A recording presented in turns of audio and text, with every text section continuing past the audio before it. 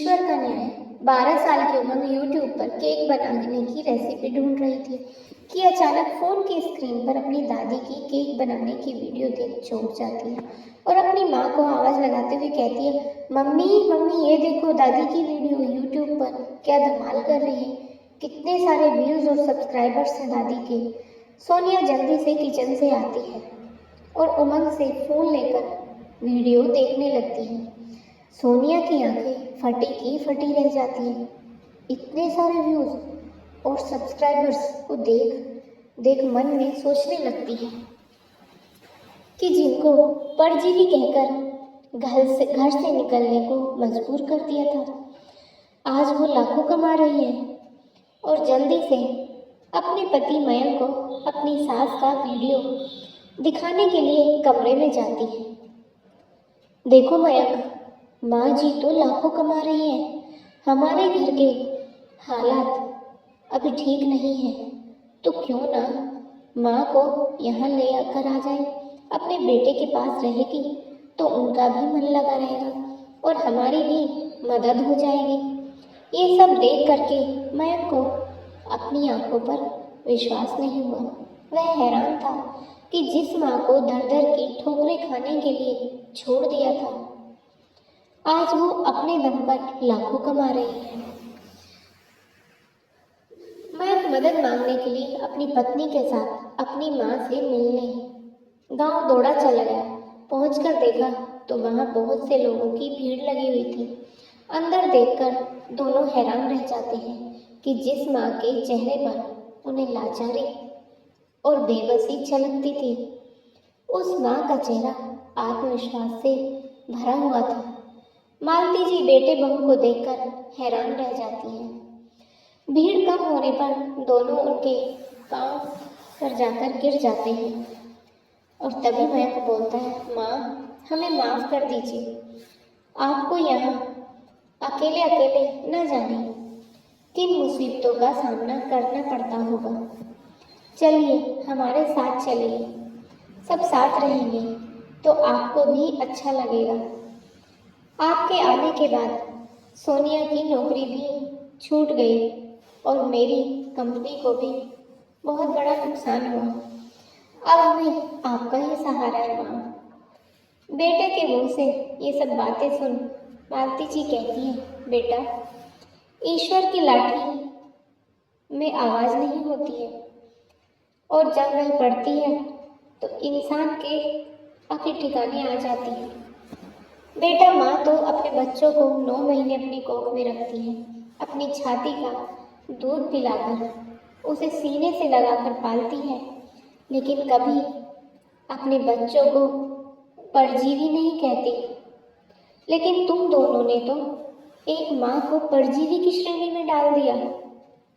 2 रोटी तुम्हारे घर की खाने पर मुझे बोझ समझ लिया जाता था। इस सब के लिए मैं तुम दोनों को कभी माफ नहीं कर सकती। तुमने एक माँ के प्यार को धुतकारा है। मुझे अकेला छोड़ने से पहले तुम दोनों ने एक बार भी नहीं सोचा, और आज जब मैं पैसे कमा रही हूँ तब तुम्हें माँ की याद आ गई। तभी सोनिया बनावटी आंसू लिए बोली, माँ जी अब जो हो गया सो हो गया, उसे तो बदला नहीं जा सकता। अब सब कुछ भूलकर आप हमारे साथ चलिए। आप नहीं जानती हम लोगों की हालत बहुत खराब है। आप साथ आएगी तो कुछ सहारा हो जाएगा। बहू, अगर मैं इस उम्र में इतना कुछ हासिल कर सकती हूँ तो तुम लोग क्यों नहीं। मैंने अपने सारे पैसे केवल और केवल वृद्धाश्रम में देने का निर्णय लिया है। मुझ जैसे बेसहारा लोगों की मदद करने का निर्णय लिया है। तुम दोनों जा सकते हो। मैं अपने पैसे से तुम लोगों को फूटी कोड़ी भी नहीं दूंगी और ना ही तुम दोनों के साथ चलूंगी। तुम दोनों जा सकते हो, कहकर मालती जी अपने कमरे में चली जाती हैं। दोनों मालती जी को जाते हुए देख रहे थे और अपना मुंह लटकाकर वापस आ जाते हैं। मालती जी की आंखों के कोर गीले हो जाते हैं। बेटे बहू को यूं जाते हुए देख उन्हें दुख तो हो रहा था, लेकिन वो फिर से उनके साथ रहकर अपने आत्मसम्मान को चोट नहीं देना चाहती थी। मालती जी अपने कमरे में आती हैं और अपने पति की तस्वीर को सीने से लगा अतीत में खो जाती है। उन्हें याद आने लगते हैं वो दिन जब वो बेटे बहू के साथ रह रही थी।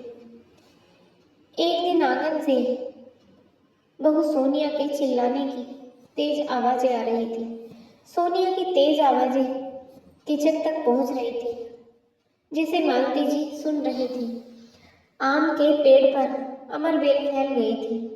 बस डंडे से उसी को खींच खींच कर अलग करती जा रही थी सोनिया। लगातार गुस्से से बड़बड़ाती जा रही थी। रसोई घर में सबका खाना बनाती मालती जी ने एक गहरी सांस भरी। वह समझ रही थी कि यह चिढ़ अमरबेल पर नहीं, बल्कि उनके लिए है। सोनिया उनका गुस्सा आम के पेड़ पर लिपटी अमरबेल पर निकाल रही थी। मालती जी अच्छे से जानती थी कि बहू उन्हें उठाकर बाहर नहीं फेंक सकती, इसलिए बेल को फेंक कर अपने दिल की भड़ास पूरी कर रही थी। ये परजीवी भी हर जगह उगाते हैं, बेशर्मों की तरह अच्छे भले पेड़ को बर्बाद कर देते हैं। हरा भरा फलदार पेड़ है, पर ये बस उसका रस चूसकर उसे सुखाकर मार कर ही दम लेंगे। सोनिया के ये शब्द सुनकर मालती जी की आंखों के कोर नमी से भीग गए। बड़ी मुश्किल से उन्होंने अपनी आंखों में आंसू आने से रोका। बेटे के घर में माँ परजीवी होती है। मालती जी के कलेजे में एक फूंक उठी और माँ अपने ही बेटे की गृहस्थी को चूस कर उसे खत्म कर देगी। मालती जी को सोनिया की छोटी सोच पर अफसोस हुआ। माँ अपनी छाती से लगाकर अपना दूध पिलाते हुए कभी भी अपने बच्चे को परजीवी नहीं कहती, लेकिन उसी के बेटे के घर में अगर 2 रोटियां खा ले तो उसे परजीवी और घर को बर्बाद करने वाली कहा जा रहा है। माँ के खून और दूध से सींचा जाने वाला बेटा वंश बेल होता है और बेटे के अन्न पर सींची जाने वाली माँ अमर बेल होती है। माँ और बेटे में शायद यही फर्क होता है। आँख की कोर पर छलक आए आंसू को पोंछकर मालती जी सब्जी के लिए मसाला बनाने लगी। रात में अपने बिस्तर पर जाकर लेटने तक का सारा समय मालती जी पर भारी बीता। सोनिया पूरा दिन किसी न किसी बात से अमरबेल का उदाहरण देकर उन्हें ताना मारती रहती। जब सोनिया दोपहर में अपने कमरे में जाकर लेटी तब मालती जी आंगन में पेड़ के पास खड़ी हो गई। कोने में नुची हुई टूटी फूटी बेल पड़ी हुई थी। मालती जी को उससे करुणा हो आई। कहने को अमर बेल है, लेकिन परजीवी कहकर सबकी नफरत ही इसके हिस्से आती है, जैसे आजकल उनके हिस्से आ रहे हैं। हफ्ते के 6 दिन तो ठीक से निकल जाते हैं, क्योंकि सोनिया ऑफिस चली जाती है, सुबह जाने की तैयारी में होती है और आने पर थकी होती है तो कमरे में चली जाती है। इसलिए मालती जी से सामना कम ही होता है, लेकिन छुट्टी वाले दिन उनको बहुत भारी लगते हैं। सोनिया, बच्चे, उनका बेटा मयंक सब घर पर ही रहते हैं। मालती जी को सोनिया के बोलने से उतना दुख नहीं होता जितना मयंक के चुप रहने से होता है। पराये का ताना उतना नहीं चुभता जितना पेट जाए का मौन। मयंक की भी मानो इसमें पूरी स्वीकृति है और छुट्टी वाले दिन मालती जी को लगता है कि वह बेटे बहू के वांछित बगीचे में अमर बेल की तरह है, अनामंत्रित अवांछित परजीवी। 2 वर्ष पहले मयंक के पिता की मृत्यु के बाद मालती जी कानपुर के अपने पति गृह में अकेली रह गई थी। इकलौता बेटा बहू भोपाल में रहते थे। कानपुर में घर में काम वाली लगी हुई थी। अड़ोस पड़ोस भी बहुत अच्छा था। सब लोग एक परिवार के सदस्य की तरह ही रहते थे। मालती जी को पति की यादों के साथ वहाँ रहने में कोई परेशानी नहीं थी। सबके साथ हंसते बोलते एक दूसरे के सुख दुख बांटते। दिन कब निकल जाता पता ही नहीं चलता था। और यहाँ मालती जी आकर अपने पलंग पर लेट गई। यहाँ दिन पहाड़ बनकर छाती पर लदा रहता है। नई नई यहाँ आई थी तो वो अड़ोस पड़ोस में कभी कभार उठने बैठने चली जाती थी। ज़्यादा पंचायत करने की तो उनकी वैसे भी आदत नहीं थी, लेकिन हल्की फुल्की बातचीत करके मन बदल जाता था। मालती जी तो कानपुर छोड़कर यहाँ आना ही नहीं चाहती थी, क्योंकि वह जानती थी कि घर चाहे बेटे का ही क्यों ना हो, मगर आजकल के माहौल में वह भी अपना नहीं होता। लेकिन मयंक और सोनिया तब बहुत जिद करके उन्हें साथ ले आए थे। भोपाल आने के बाद जल्दी ही उन्हें बेटे बहू की मंशा का पता चल गया। मयंक कानपुर का उनका 2 मंजिला मकान बेचकर भोपाल में अपने नाम से बड़ा मकान लेना चाहता था। सदियों पुरानी घिसी पिटी चालबाजी और स्वार्थ की कहानी मालती जी के साथ भी दोहराई जा रही थी, लेकिन वो कहने भी किससे जाती।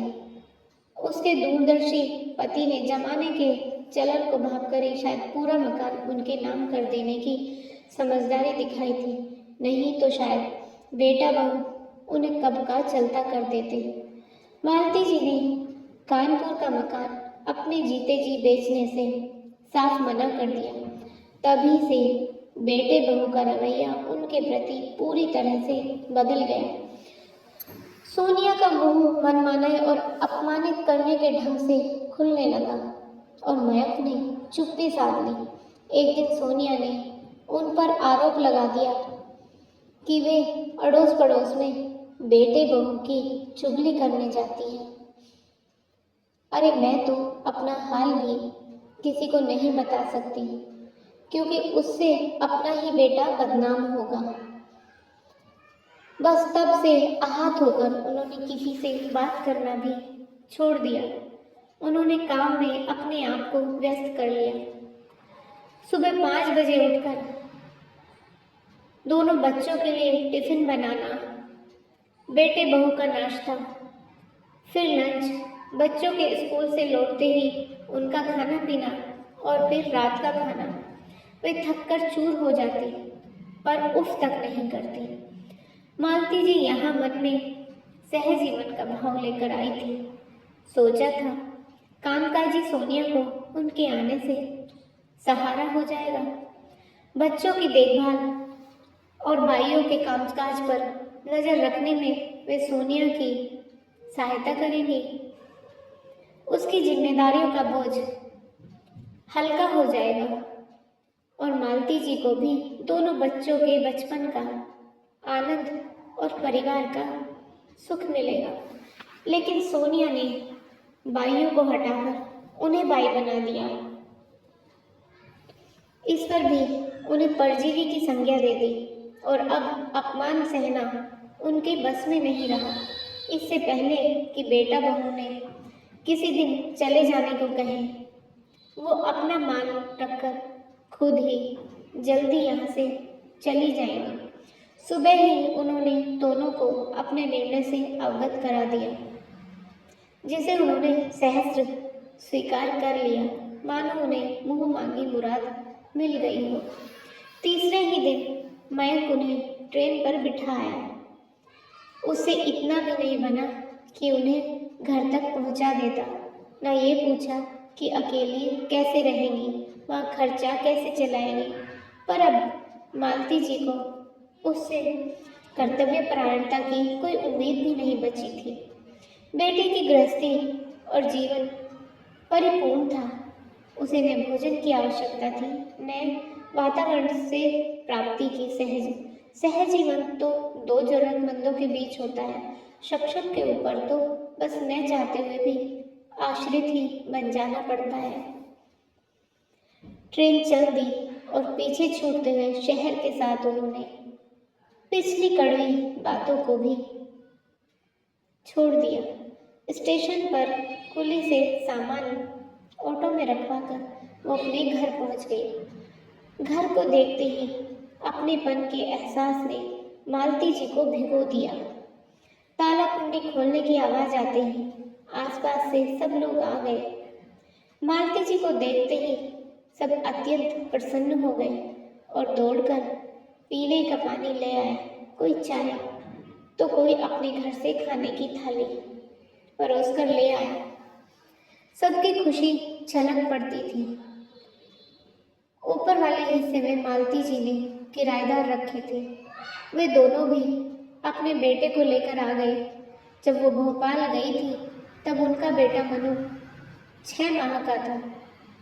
अब वह 2.5 साल का हो गया है। आते ही मनु की माँ नेहा ने बताया कि यह दादी है। बस मनु दादी दादी करके उनकी गोद में चढ़ गया। रात नेहा ने उनके बिस्तर पर धुली हुई चादर लगा दी, तकिए का गिलाफ बदल दिया, ओढ़ने की धुली चादर रख दी। मालती जी की आंखें भीग आई। वहां वह हफ्तों सोनिया को कहती रहती कि चादर और तकिए के गिलाफ बदल दे, लेकिन वो बदले नहीं जाते थे। मनु रात में कहानी सुनते हुए उनके पास ही सो गया। उसे छाती से चिपटाकर मालती जी को लगा जैसे वो बरसों बाद चैन की नींद सोई है। सुबह उठने की आहट लगते ही नेहा चाय ले आई। इससे पहले कि वो गैस सिलेंडर की चिंता करती, एक पड़ोसी पहले ही अपना भरा हुआ सिलेंडर रखकर गैस चूल्हा शुरू कर गए। शाम होने तक तो उनका रसोईघर और फ्रिज सारे जरूरी सामान से भर चुका था। घर में ऐसी रौनक हो गई कि लगा ही नहीं कि वे यहाँ से कभी गई भी थी। दूसरे दिन उनकी पुरानी मेहरी काम पर वापस आ गई। मालती जी को वापस आया देख मेहरी इतनी खुश हुई जैसे उसकी माँ आ गई हो। काम के लिए मेहरी को मालती जी ने मना कर दिया क्योंकि वो जानती थी कि केवल किराए से मेहरी को रख पाना उनके लिए संभव नहीं है। लेकिन मेहरी तो मालती जी को अपनी माँ समान मानती थी, इसलिए उनके काम करने खुद अपनी मर्जी से आ जाया करती थी। मालती जी का जीवन सुचारू रूप से सबके साथ हंसते बोलते चलने लगा। नन्हा मनु दिन भर दादी दादी करता आगे पीछे घूमता रहता। नेहा और उसके पति भी बेटे बहू जैसा आदर देते मालती जी को। नेहा तो उनके आने से बहुत खुश थी क्योंकि मनु की देखभाल अब परिपक्व व अनुभवी हाथों में हो रही थी। एक दिन मालती जी ने देखा कि नेहा मोबाइल पर वीडियो बना रही थी। उसे ऐसा देखकर मालती जी ने पूछा तो नेहा ने उन्हें YouTube के बारे में बताया और कहा कि आप भी अपना चैनल खोल सकती हैं और पैसे कमा सकती हैं। और नेहा ने ही उन्हें कुकिंग का चैनल खोलने का सुझाव दिया क्योंकि उसे पता था कि मालती जी बहुत अच्छा खाना बनाती है। और इस तरह नेहा ने उनका एक कुकिंग का चैनल खोल दिया। मालती जी वीडियो बनाती और नेहा वीडियो एडिट करना और YouTube पर डालना ये सब करती। धीरे धीरे मालती जी अपनी एक से एक बढ़िया रेसिपी का वीडियो डालती गई। उनकी वीडियो सबको पसंद आने लगी। अच्छा रिस्पॉन्स मिलने से मालती जी का आत्मविश्वास बढ़ने लगा और इस तरह उनकी एक के बाद एक वीडियो वायरल होने लगी। महीनों में ही उनके पास उनकी पहली पेमेंट आ गई। अब तो वीडियो एडिट करना और वीडियो YouTube पर डालना सब सीख चुकी थी। पहली पेमेंट आते ही उन्होंने नेहा के साथ जाकर अपने लिए एक अच्छा मोबाइल लिया और कुछ जरूरी उपकरण लिए और इस तरह उन्होंने अपनी YouTube की जर्नी शुरू की। जब पैसे आने लगे तो धीरे धीरे बेसहारा बेघर बुजुर्गों की मदद भी करने लगी और जितना हो सकता था सबकी मदद करने को तैयार रहती मालती जी। मेहरी की आवाज से मालती जी वर्तमान में लौट आई। आपके लिए चाय बनाई है अम्मा, लो पी लो वरना ठंडी हो जाएगी। चाय पीते पीते मालती जी सोच रही थी कि जिसे आपकी जरूरत न हो उसके लिए कितना भी करो, कितने भी अच्छे ढंग से रहो, पर आप रहोगी सबकी नजर में परजीवी ही। लेकिन किसी का सहारा बनना जीवन को एक अलग ही सार्थकता देता है, एक उद्देश्य, एक दिव्य संतोष प्रदान करता है। मालती जी का जीवन अब सही में सहजीवन के भाव से परिपूर्ण था। दोस्तों, आप